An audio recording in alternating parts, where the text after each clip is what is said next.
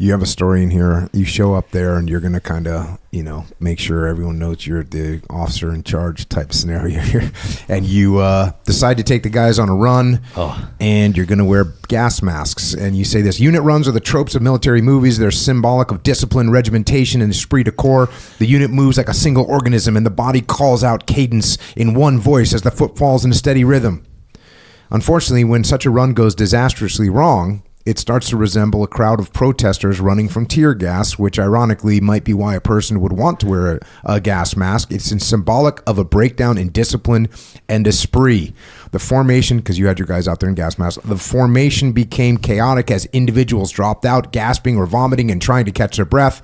Rather than hearing a proud cadence being sung, I heard coughing, complaining, frustration, and even anger. My own feelings were of disappointment, not in my soldiers, but in myself. How could I have not expected this when the outcome was so obvious in hindsight? I was momentarily gripped by indecision for how to handle this growing melee. I did not know whether to continue on the run or stop, admit my mistake, and have everyone remove the now heated gas masks or keep going. Neither seemed optimal. There was no right answer, no school solution. My recent training had not addressed what to do when you've made a glaring mistake. I decided to continue the run and not show any visible signs of my internal struggle and anguish. I had made a decision and I felt I had to stick with it and accept the consequences.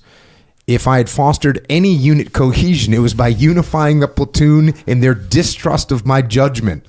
I was not off to a great start, but I was determined to repair the damage I'd done, chalk it up as one of the first of many lessons learned. So there you go. And just if you're if you're a leader out there, you see, you say here, John, that my recent training had not addressed what to do. You've made a glaring mistake. I can tell you what to do when you make a glaring mistake. You say, hey, everyone, stop what you're doing. This was my idea, and it was not a good idea. Put your gas masks away. We're going to walk back, and I'm going to buy everyone some pizza. That's what you do. When you make a mistake, you own it.